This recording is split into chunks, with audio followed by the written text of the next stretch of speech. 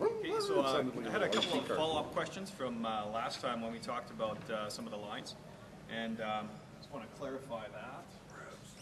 Oh, sorry. So we had our hairpin, and we looked at what the ideal line for that would be, and instead of going like a fairly round circle around the track, it was a little more closed in. Like that. And for the most part, you would never take a symmetrical line like this through a corner unless you had equal braking potential and acceleration potential. You would always skew it to the side that is lacking. So in our case, we can brake a lot faster than we can accelerate. And same with F1. If you watch their lines, they do exactly the same thing. They can brake at about 5 Gs, and they can only accelerate about 2.5 or 3. So they do the same thing. They always do a late apex. So they come into the corner, square up the car sooner, and then they pin it. So that the exit is a lot flatter than the entry. So I almost always defaults to a late apex for most of my turns. Sometimes when you might do an early apex, like if you're coming into a slow section from a fast straightaway, like coming into a chicane, you might do a late apex to keep the maximum speed coming in, but that's essentially it. And especially when you're coming onto a straightaway in Lethbridge, they had a big sweeper coming onto the straightaway. Like about the middle of the sweeper, I would almost hesitate, square up my corner, and get a really late apex so I can pin it faster, pin it sooner, and carry a lot more speed onto the straightaway. So that's the rest of the lines theory that's been presented.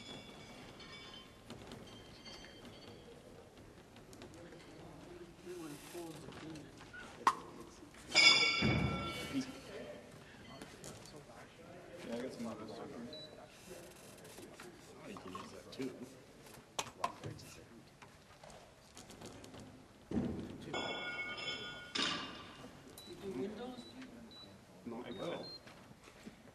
So today we're going to talk a little bit more about the edge of traction, because that's really important to sense where that traction limit is, so that you can adjust both your driving style and your car setup to that traction limit. So last time we took a look at what the traction circle looks like, and when you're accelerating or braking, going to the right or left, you normally have the edge of traction defined in terms of the maximum force that those tires will provide in terms of your cornering. And so we're going to look at that a little bit more.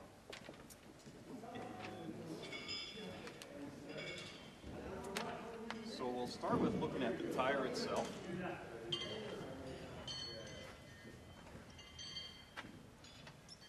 jaw is fairly large.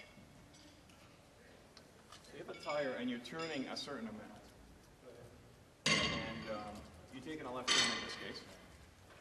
And what happens is the contact patch, as you start leaning over onto the tire, it starts to twist. And so the contact patch actually, instead of being right in the center, it kind of distorts a little bit. To a bit of a trailing position. So coming through here.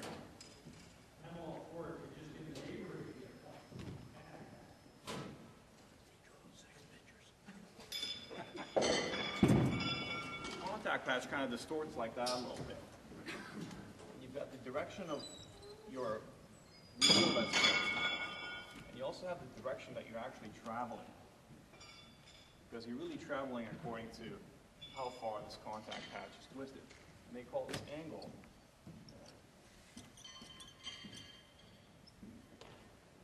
your slip angle. You're not really slipping in that case, but that's what they call it. And as you gradually, let's see.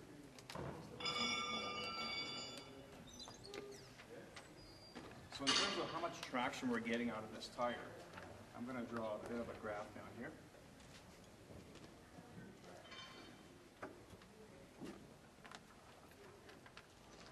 And so initially we start turning our wheel, and you get a very small slip angle, you don't really get the full potential of the tire until that contact patch just about stops twisting. And so usually that's about 2 to 3 degrees away from where you're actually steering.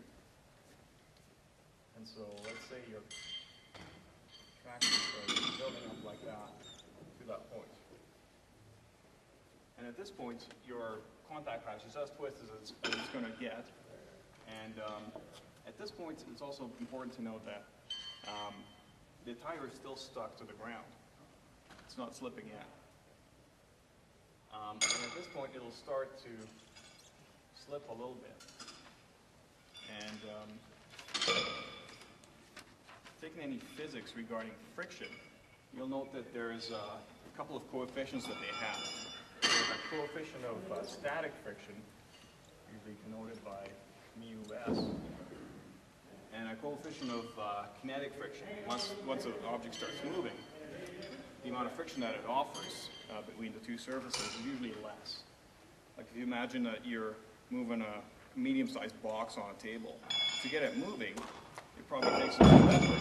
And once it starts moving, then you got less friction on that box. It works the same on all surfaces. So let's say our kinetic friction, or once the tire starts sliding, will be less. And you'll notice that in some of the races if you watch them. If you see two guys going side by side into a corner, and one guy lights up his tires and is sliding on them, the other guy can make the corner, and the guy who's sliding just keeps sliding through. It doesn't have as much traction. And so here, the thing is that we don't start, this doesn't drop off immediately. The amount of traction that you have. Not the whole contact patch starts sliding right away, because this part of the contact patch is stressed more than the rest of it. And so only a small part of it starts sliding, providing less friction, and the rest of it keeps sticking. And eventually, it kind of goes gradually down to where you get to basically your coefficient of kinetic friction. And so if you're driving your car such that you're on this edge of traction, your tire's gonna feel fairly stuck until you get to the top, and then it's gonna start to feel like you don't have as much traction anymore. And you also see, I see that all the time when I'm watching some of the guys that they scrub speed. Like this is ideally, some of them said between 2 or 3 degrees. So if you come into a corner and you fully crank your wheels, you're going to be way above that, right? So you'll have the amount of traction that you're going to have is going to be fairly small, and you're going to scrub until it starts to grip, and you'll kind of feel that the car just takes off. It's because it just found this edge here as you scrub enough speed to catch it. And so for the most part, I try to turn gradually into a corner as opposed to scrub and turn.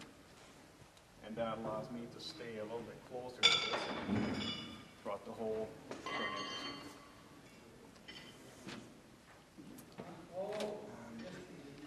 So knowing that, we can take a look at the balance of the car in terms of understeer or oversteer.